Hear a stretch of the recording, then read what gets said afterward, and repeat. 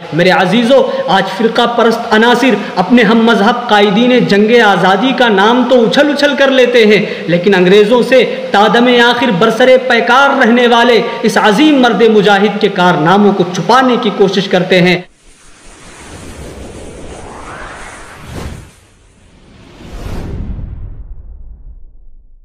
میری گفتگو کا موضوع شیر میسور سلطان ٹیپو شہید رحمۃ اللہ علیہ کی شخصیت ہے، جنہوں نے ملک ہندوستان کی آزادی کی خاطر اپنی جان آفریں کے سپرد کر دی۔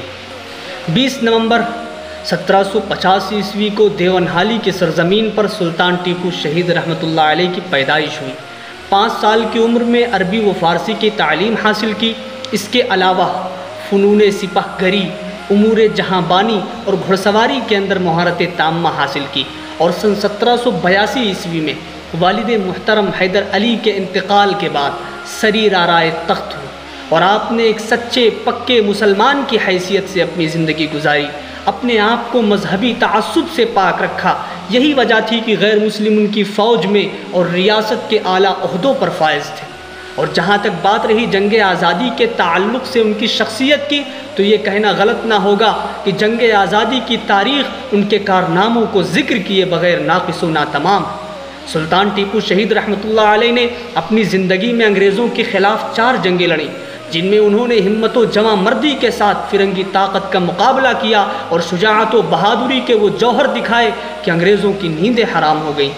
سلطان ٹیپو شہید رحمۃ اللہ علیہ کے اندر وطن کو غیر ملکیوں سے آزاد کرانے کا جذبہ کس قدر موجزن تھا، اس کا اندازہ اس نعرے سے بخوبی لگایا جا سکتا ہے جو انہوں نے سب سے پہلے بلند کیا کہ ہندوستان ہندوستانیوں کا ہے۔ اسی لیے وہ خود بھی انگریزوں کے مقابلے میں سینہ سپر رہے اور دیگر راجاؤں مہاراجاؤں کو انگریزوں سے جنگ پر آمادہ کیا۔ لیکن افسوس صد افسوس کہ اپنوں کی غداری کے چلتے 4 مئی 1799 عیسوی کو انگریزوں سے جہاد کرتے ہوئے یہ تاریخی جملہ کہتے ہوئے شہید ہو گئے کہ گیدڑ کی 100 سال کی زندگی سے شیر کی 1 دن کی زندگی بہتر ہے۔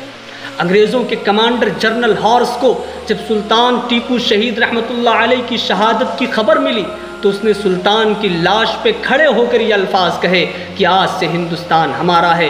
میرے عزیزو، آج فرقہ پرست عناصر اپنے ہم مذہب قائدین جنگ آزادی کا نام تو اچھل اچھل کر لیتے ہیں، لیکن انگریزوں سے تادم آخر برسر پیکار رہنے والے اس عظیم مرد مجاہد کے کارناموں کو چھپانے کی کوشش کرتے ہیں۔ ایسے لوگوں کے بارے میں کچھ نہ کہہ کر صرف اتنا کہوں گا کہ حقیقت چھپ نہیں سکتی بناوٹ کے اصولوں سے، حقیقت چھپ نہیں سکتی بناوٹ کے اصولوں سے، خوشبو آ نہیں سکتی کبھی کاغذ کے پھولوں سے۔ وآخر دعوانا الحمدللہ رب العالمین۔ السلام علیکم ورحمۃ اللہ وبرکاتہ۔